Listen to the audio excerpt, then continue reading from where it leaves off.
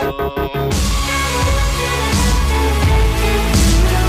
this is episode 16 of ScottCast, the podcast. My name is Michael Clark, sitting here with Scott Brown.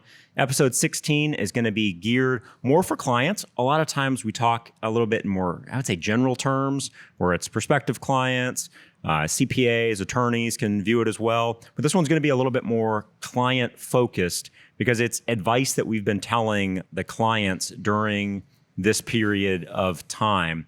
And so we're going to unpack some of the common conversations that we've been having with our clients in case they're helpful for you.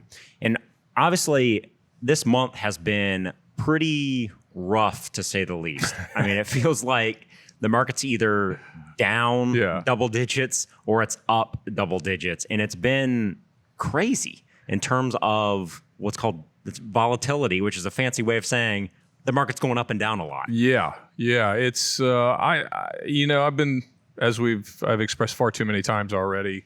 I've been doing this a long time, and ironically, I started in the business in 1987, October of 1987, which I know is on your little stat sheet there, as the number one drop in history in one day. In fact, we haven't come close to it. Even now, we haven't come close to it. Yeah. So the good news for me back then was I didn't have any clients to speak of, so nobody was really mad at me yet. That is not the case today, although I have to say that clients have been fabulous and supportive. I get more how are yous than anything else, which is thank you for that. Yeah. It has been crazy. To say anything else like this is normal or don't worry about. I mean that's childish. I would never say that to somebody because it is worrisome. It's worrisome to me. It's worrisome to you. And again, we're talking about a health issue, which is just adding a whole nother element to it. This isn't just a financial or economic problem. It's people's health that we're concerned about in addition to those other two things. Right. So, it's been crazy. And the theme, unfortunately, is not one that's particularly sexy or I don't know how comforting it is, but we've been here before. And we've been here in other ways, other epidemics. You and I just discussed this is our 11th or 12th major epidemic in 50 years, probably. So those little biological creatures that keep coming after us aren't giving up. We're in their way and they want us gone. And that's not going to slow down. That said, I know you have some statistics here, and I think it's probably worth recovering, even though we've talked to a lot of the people that are watching this. Sure. I think it's worth repeating and worth understanding because while we can't predict the future and we don't know if this is a 3-week or 10-week or a full year-long problem, it's a problem, but it is one I think we'll come out of. So maybe if you want to share with everybody what the stats you have. Yeah, and I think the big issue or the big thing that makes the headlines is when the market moves down big one day. Yeah. And you referenced it in 87, and we'll get this up on so you can see the video as far as the actual chart we're looking at. But in the middle of March, we had a couple days that were down over 9%. Yeah. We basically hit a negative 10% day. You're just barely right below that negative 10% day. And that's a big move in the grand scheme of things. It's huge. So we have a chart that shows when the market has done this in the past, like you referenced. This is not the first time we've seen these big moves in a single day. Right. What has occurred the next year, the next 3 years, the next 5 years, and then 10 years down the line? Because it feels so good after those bad periods to say, all right, let's stop the bleeding. We've all heard these, fancy euphemisms for, hey, I don't want to lose any more money. Let's stop this. I want to go to cash and wait for things to get better. But the data, when we look at the actual math, just history, it shows that is about the worst thing you can do. And so let's take a look at some of those. When we were down, -9, that's happened more than a couple times. 2008 is reminiscent of that. We were down in October and also in December, we were down 9%. And then you can see 1 year later, we were up 20 and then 35% respectively. 3 year, 5 year, 10 years.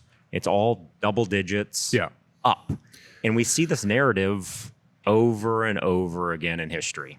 Yeah, and as has been discussed, and I know for a lot of the people watching this, they've heard this story, but there's only two things we can assume here. One is it's never going to get better and it's going to be apocalyptic, in which case the dollar, gold, diamonds, whatever have no value. I mean, if there's no banking system, you're fooling yourself if you think, well, Wall Street's going to go down the tubes, but the banks are going to be okay. I don't, nasty little secret, they're kind of joined at the hip. So that isn't something you can plan for. There's no plan there. At that point, it's just, all right, where did I leave those shotgun shells? I know they're around here somewhere. So I'm going to plan for something else, which is recovery. Because based on that piece of paper right there and the graphic that we will eventually put up, and Vinny will very delicately add to this podcast, 100% of the time, we come back from these things. Sometimes it's in a month, sometimes it's in 3 months, sometimes it's in a year, sometimes it's in 2 years. But we do come back from them. And the worst thing a person can do is try to outsmart that notion. To say, well, I'm going to make a couple of moves here that are going to make it better. Nope, you're probably not. Yeah. We know historically when people try to outsmart themselves, that's exactly what they do. Yeah, and this chart shows the single biggest days in terms of a loss in one trading day. And actually it goes all the way back to 1962. Market was off about 6.5% that day. And then it does take the average. Hey, out of all these really bad days, the average loss was an 8% loss, which is pretty incredible in the grand scheme of things, that we've been here before. An 8% loss. 1 year later, market's up 22%. And again, this is just average. This is just math, looking at history, unpacking the data. We're not making anything up. It's just looking at history. This is what has happened. Correct. Doesn't mean it's what will happen. Right.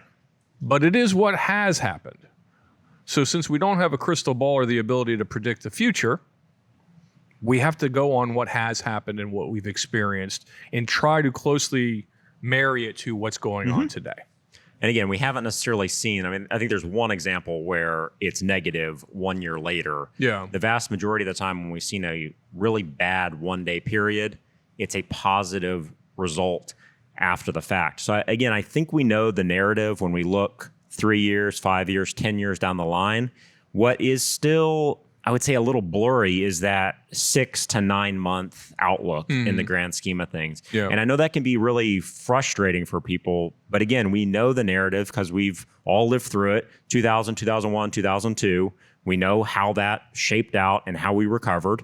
And then we hit a high in 2007, 2008, 2009 played themselves out. And then again, we know the narrative from 2009 to 2019.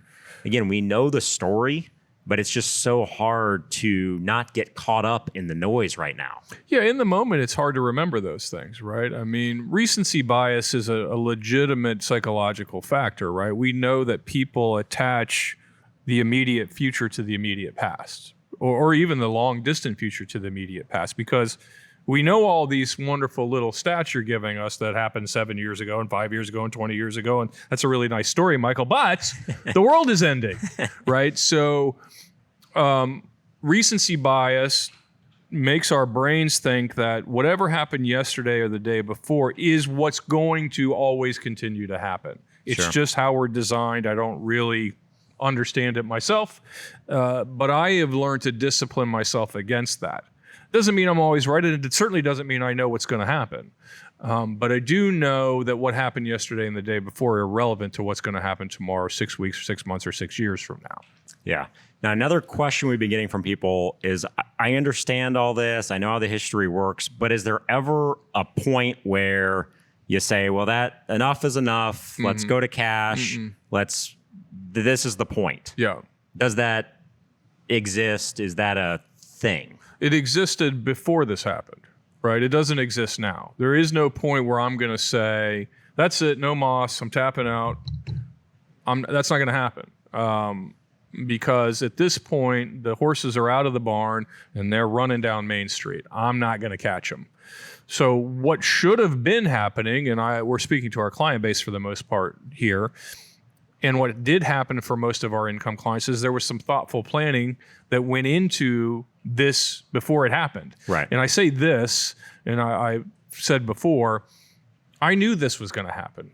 I didn't know this was going to happen. I didn't know coronavirus was this. Sure. But I knew something was going to happen. So when it comes to speaking specifically to our income clients, people who have saved and been responsible and hardworking their entire lives and have invested a bunch of money and now expect a check to come back to them, a mailbox money as I like to call it, those people, for the most part, have been prepared for this. They have cash on hand, which they hated 6 months ago, but they very much like right now. They have a year or 2 years worth of cash on hand for the most part, and they're able to spend that cash, which means the shares of XYZ company that they had that were $10 5 weeks ago that are now $5, they don't have to sell twice as many of those $5 shares to provide income because they have cash. Right? Now, that cash won't hold out forever, but statistically, it doesn't have to. It has to hold out for a year, 6 months, something like that, historically. Again, I'm not saying that's the case here, but we know historically that's what we were planning for. When it comes to our growth investors, people who are a year, 2, 5 years out from retirement, this is frustrating because you were like, you had pushed the rock most of the way up the hill, depending on your age, and now the rock's rolled back down on you a few feet, and you're like, well, now I got to recover that ground. I get it.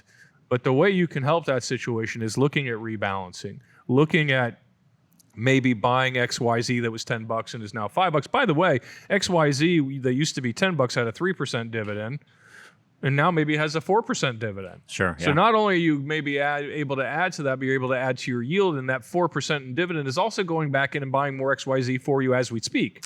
Right? So there's so many things that are actually happening automatically in the system for most people, many of our clients, not all, but many, that are kind of behind the scenes without you looking while you're sleeping, kind of helping you along the way. Yeah. And that's one thing that's made this job a little bit, I want to say easier as of late, but it definitely helps with conversations because I've had a lot of retirees call me and say, hey, Michael, what are we doing? This seems really bad and really detrimental. And I'm explaining, well, no, remember, we've set aside cash for this reason. I'm not forced to sell investments during this period. We have the cash to give us some wiggle room, so we're not forced to sell stocks that are down. And as a backup, we also usually have some sort of bond or some sort of other conservative instruments that aren't necessarily tied to what's going on in the news and the media. So again, it's been a little refreshing that it's just reminding people of the strategy and saying, hey, remember what we did several years ago? We didn't really know when it was going to occur or what was going to occur, but bad stuff happens all the time. That's another point of the data, that we have bad days, we have bad years. It happens all the time. One thing we're sure of, bad stuff's going to happen. There's no doubt. And that goes back to, I think sometimes even us as advisors, especially when the market's just rolling along and we think, client might think, well, this guy's not really doing anything. The market's doing all the heavy lifting. And that's a fair assessment most of the time. But the planning that we do, where you're sitting bored out of your skull for an hour with us, looking at spreadsheets and looking at tax implications and risk management, this is when it pays off. And this is not a blanket statement that everybody's doing better than the market, because everybody's not. But for those people who own balanced portfolios, I think it's fair to say that if you're a 60-40 person, 60% fixed or stocks or 40% fixed income, you're likely not down as much as the S&P number you're seeing every day on the television. But if you're not thoughtful about this and not continuing to have conversations with us, you might miss some opportunities on the other side, which is to say rebalancing that portfolio, because the fixed income, the bonds, for lack of a better word, that have kind of helped you not completely get your head kicked in, which have kept you afloat a little bit during this downturn, will also be the thing that will be detrimental to you, possibly in a hyperbolic upturn that we've discussed before. So I think that you want to be aware of rebalancing and listening when we call, anybody on our team says, we're going to rebalance this thing, we're going to do this, that, or the other. There's a reason for that. The thing that is up now may be the thing that is down. A lot of times, when we're having a review with a client, they'll look at their portfolio and they see this list of bonds and they see a list of stocks and they're like, well, that one's up 48%. Why don't we move all this crummy stuff that's not up 48% to that thing, right? Because they believe recency bias, that the thing that's up so much is going to keep going up. You have to explain, or you and I have to explain. It's our job to say, no, calm down, sit back down. The reason we own this thing that you believe is awful today is because there's going to come a day when you believe that that's the good thing, right? Sure. So we can't keep playing that game with each other. So I can't emphasize enough the planning, which can be excruciatingly boring sometimes. This is where it pays off. Yeah, absolutely. And I feel like we've been having some great conversations, and I echo what you said in the beginning as far as clients understanding and saying like really nice things and being really understanding. It's been humbling. Yeah, it's been great. If you do want to get on a call with us, or maybe something in this episode kind of sparked an interest and you want to have a conversation about something, feel free to give us a call. We have plenty of time. We're here for you. So again, don't hesitate to reach out. Don't think that we're so busy we can't have a conversation with you. We're screwing around in the studio right now. But no, don't think that at all. And on the flip side, if you have friends that are also concerned about the market, we can help them. So again, don't feel like it's a burden to reach out to our office. We are working remotely, but we are here for you. So again, don't hesitate to reach out.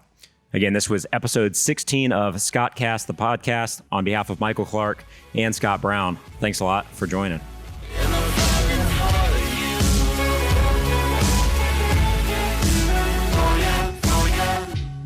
Tell me now, like you told me back then, that we'll be together till the end.